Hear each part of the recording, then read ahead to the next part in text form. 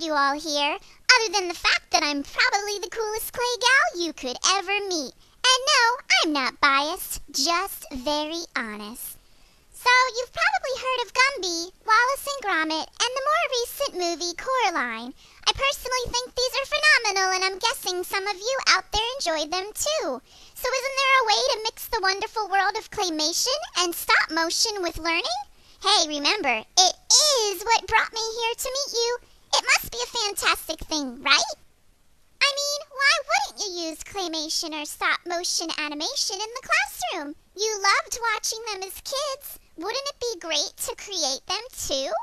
But hey, I suppose you could always rely on textbooks, diagrams, and demos to have your students know exactly what they need.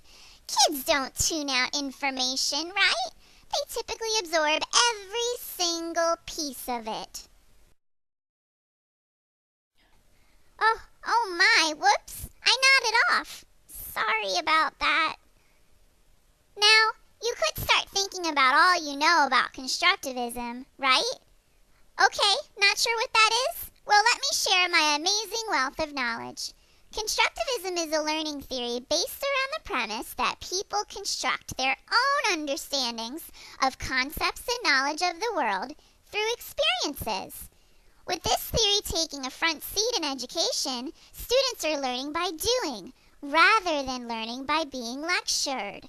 Students are directing their learning and sharing their new knowledge with classmates in creative ways that they determine, in a student-centered approach, while teachers act as facilitators. The use of student-generated animations in the classroom can enhance this learning in a constructivist way. Wait a minute, you're still not sure what claymation and stop-motion animation are, huh? I would be happy to share with you all the things I know about it.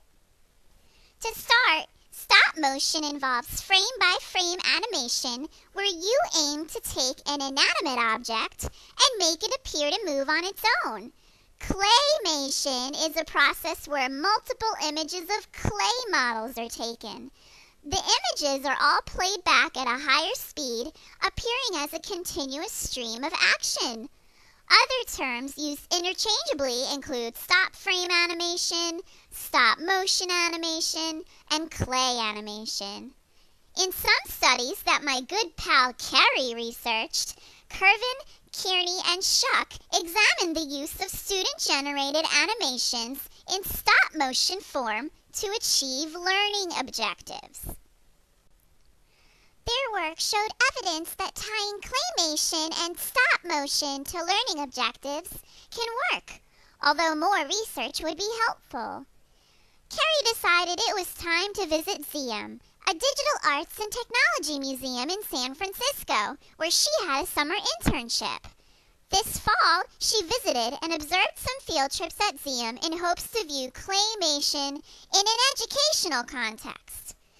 However, it appeared that the teachers weren't tying it to educational objectives on those particular trips.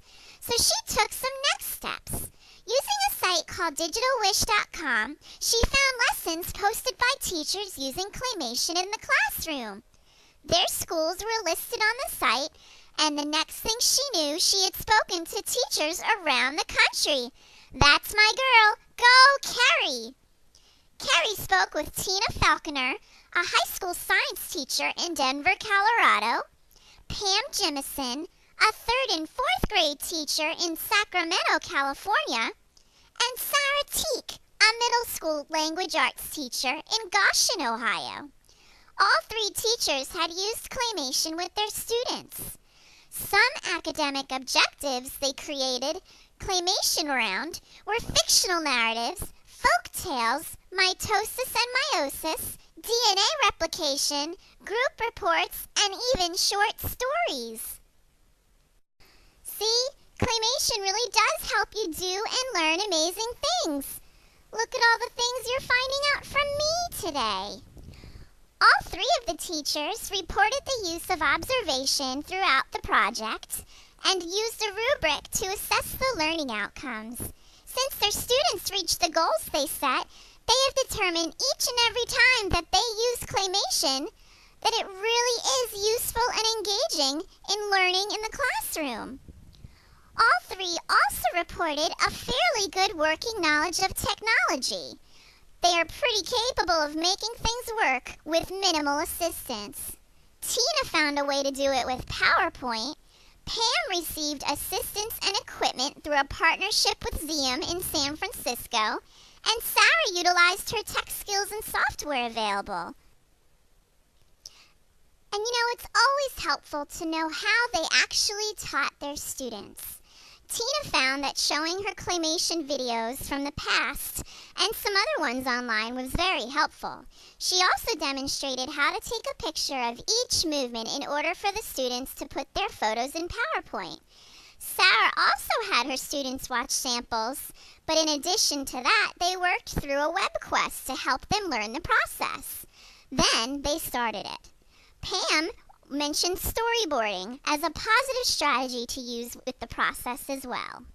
So all of this information leaves us with some great answers. We now know some specific ways to implement, utilize, and assess Claymation and stop motion in the classroom. We have specific examples showing that its usage is successful in achieving learning outcomes as reported by teachers in elementary, middle, and high school settings. So what next? In the future, it would be helpful to find teachers with less technical abilities who implemented Claymation and stop motion in their classrooms after attending professional developments and trainings. Perhaps even discussing with them their successes and their challenges could be a help. For now, however, Carrie is left rather satisfied with what she has discovered and excited to continue to get other teachers enthusiastic about Claymation and stop motion in their classroom. If you are looking to get started, feel free to check out her site at sites.google.com/site/movies-to-be-made. Okay, so I've pretty much been the most amazing presenter of the day, right? I mean, I'm starting to feel sad about this. Is it really over? Really? Am I done?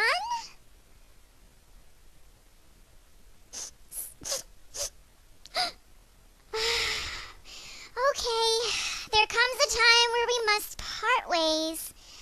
I'll leave it up to you folks to let Carrie know if you have any questions, and hopefully we will meet again. Be strong. Don't cry. We will see each other again. Right, Carrie?